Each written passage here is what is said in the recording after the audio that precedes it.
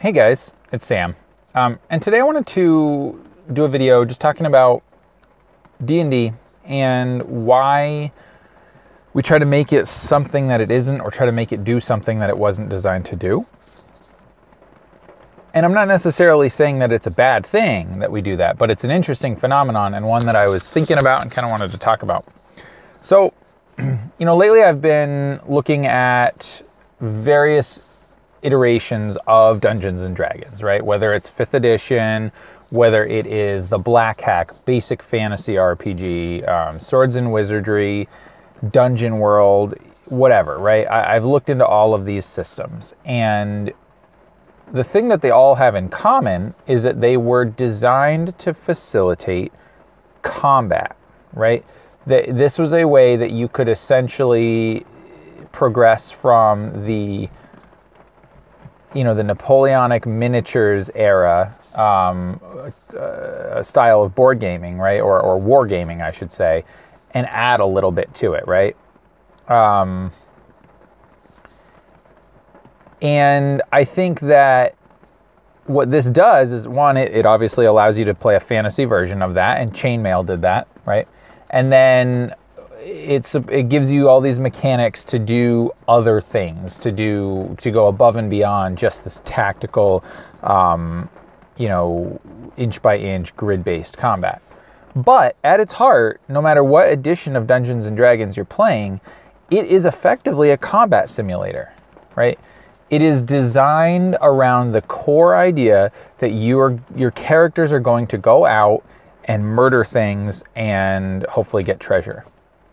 Okay? Now, I don't think there's anything wrong with that, right? I think that that's okay. Dungeons and Dragons was not designed as a game to, explore the mysteries of, exploration. Although exploration is a big thing, ultimately you're exploring and you're going to encounter either enemies to fight and hopefully loot to find and bring back, right? I mean, the earliest iterations of D&D are looking for treasure. Hey, Scott says, do not agree. I don't think D&D is a combat simulator. I think it was born of people who got tired of combat simulators. Yeah, okay, sure. But at the same time, D&D is focused primarily on combat. It gives you a way to have a more narrative style than just, the tabletop wargaming, okay? But to me, at its core, it is a way to facilitate a more narrative style of combat gaming, of wargaming. Of course, you can use it for all kinds of things. You can do all kinds of stuff with Dungeons and Dragons, right? But to me, the fact that the system is built around creating characters that are supposed to excel in combat situations, it incentivizes, especially modern D&D, it incentivizes characters who excel at combat because it gives you experience points largely for killing monsters, right? Now, in the oldest versions, it really didn't. It gave you it gave you experience points for treasure, right? So, maybe it was trying to facilitate, thieving. I don't know, but the point was that there were typically people that were trying to prevent you from taking that treasure, right? And so a lot of the time you had to fight them. But in modern D&D, you gain experience points, at least rules as written, for fighting and killing things. And again, I don't think there's anything wrong with that, but I think that what's interesting is when we see people putting up an interest post, or they talk about a game that they had and they're like, oh, it was so amazing. We played this great game of diplomacy, and, we had all these, social things and whatever, and you come to find out they're playing D&D. So that, in a way, speaks to the flexibility of the system, right? And the willingness of the participants at the table to use that system, I think, in a way that it wasn't intended or designed for, right? And of course, I don't want anyone to think that that I'm hating on D&D, because I'm not. I actually like D&D a lot. I don't prefer the newer versions of it as much anymore. I'm very much drawn to the older versions. But, you know, that is what it is. This guy says, to your point, there is not a system of D&D. Oh, of course the comments are going away. Here we go. There's not a system in D&D 5e that says you get N XP for interaction or N XP for exploration. Right, exactly. There is, you know, sometimes in the Dungeon Master's Guide or whatever, they will say, here's alternatives for what you can do, how you can award XP. But XP is found in the monster manual under the stat blocks, right? So you defeat this monster, and let's be honest, by defeat this monster most of the time, that means kill this monster. That's how you gain experience. And then you gain new abilities and cool stuff by, you know, killing monsters. So I think that what the larger point to this whole thing is that I've played D&D where there was a very narrative experience, not a lot of combat. I've played D&D in which there was a lot of combat, and it was very, you know, sort of roll your dice, whatever, blah, blah, blah, and this, that, and the other. And both of those were fun in different ways. But what I think is interesting is when I'll see things pop up in D&D groups, for example, and they say, well, how can I do this in D&D 5e? Or, you know, how can I, you know, I really want to run a game in which, you know, we're doing some major court intrigue. You know, the players are going to be in this situation and they're going to have to use all these, social encounters, right? How do I do this in 5e? And you'll get all kinds of suggestions, right? And for me, you know, I'm like, at that point, you don't need to be asking, how do I do this in 5e? Because the rules don't cover that. You throw out the rules at that point and you role play. You don't, I mean, the system is irrelevant at that point, you know. Now, there may be systems out there, and I'm not aware of any, but there might be systems out there specifically tailored to simulate negotiations and social contracts and even social combat to an extent, right? And you can add rules and mechanics and whatever to simulate stuff like that if you want. Some people enjoy that because they really enjoy the game aspect of Dungeons and Dragons. And so rules for that kind of stuff is nice for them. They like that. But what I think is interesting is, and I almost titled this video In Defense of the Murder Hobo, right? Because one of the big things that we always see griped about, and I've griped about it too, is the murder hobo. And that term is very laden with meaning, and I think its definitions are important and all that. I'm not going to do any of that today. I'm simply going to say that there's a lot of hate on the player that is all about I just want to go in and kill some orcs and smash some skulls and loot some treasure, and that's it. And, you know, to me, reading through some of the older versions of D&D, I'm like, I don't know, maybe that's how it was meant to be played. I mean, who knows? Now, that being said, you can play it however you want because it's your game, but I don't know, I just thought it was interesting. Scott says, one reason why people use D&D is people know about it. Fate and Cypher are better systems, but who knows about them, right? Yeah, and I mean, you know, the other problem too is that with those systems, even when they do try to use them frequently, they can't get out of the D&D mindset, and so they try to play them like Dungeons and Dragons, right? I've had a few people who just can't wrap their minds around Fate. You know, they're used to playing D&D. They try to play Fate, but they try to play it like D&D, and they don't have a good time. And it's really not their fault. It's just that you have to change the way you think when you play Fate. And Cypher System too. I mean, Cypher System, I think it's a very different experience. And again, when you try to play it like D&D, it doesn't work well and it feels unsatisfying. You know, but so when it comes to D&D, does it make sense to ask a question like, how do I do social mechanics? How do I do this, right, in 5e? Because what is 5e and what is D&D in general built around? It's built around simulating combat. And it's set around turn-based combat, right? Which feels really weird if you think about it. If you're trying to portray a scene, a combat scene, like from a movie, D&D really does not do that well, okay? Now, some game masters and groups are really good at flavoring their narrative to try to portray that, but D&D, when it comes to combat, is a game, right? It shows the game mechanics, initiative and turn-based things, and you have a move action and an attack action, and in 5th edition you have a bonus action, and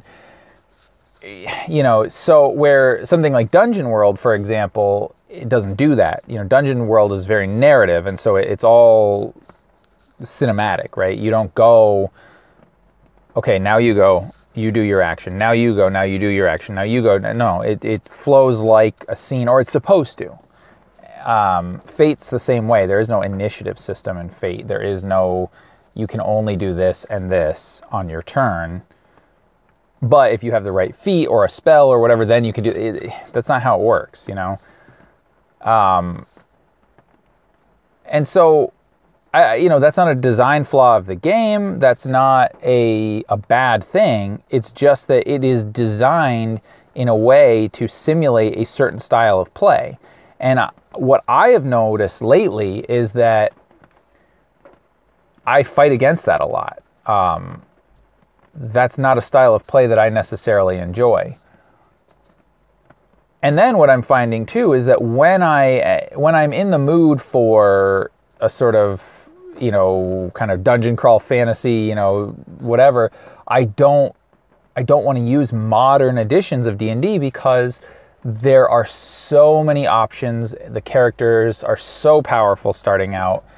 It is tailored towards pretty heroic characters who are fairly competent, okay, compared to the old editions, right? I mean, God, I was looking at Basic Fantasy the other day, and the fighter, literally all the fighter can do in Basic Fantasy is wear armor and use any weapon.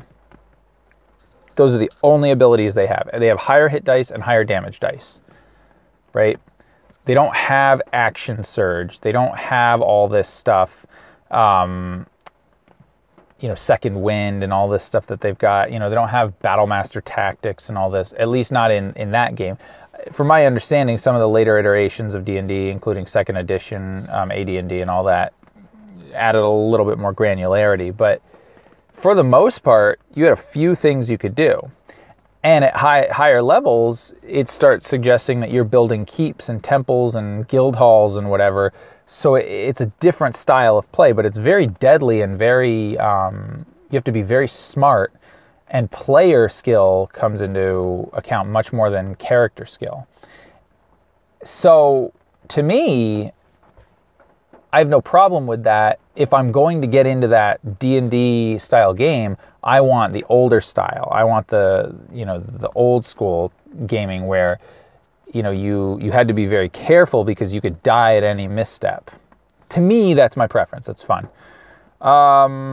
Scott says, one big step is the blow-by-blow. The blow-by-blow. D&D has set combat at levels of granularity that every single blow is detailed, which is crazy slow for storytelling. Yeah, completely. And also, what's interesting is how you look at hit points, right?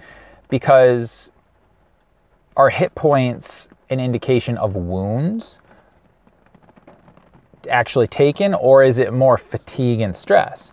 Because most players that I've played with, and DMs too, will describe every single nick and cut and whatever. And in actuality, if you were to sustain that type of damage, you would die long before your hit points indicated you would. So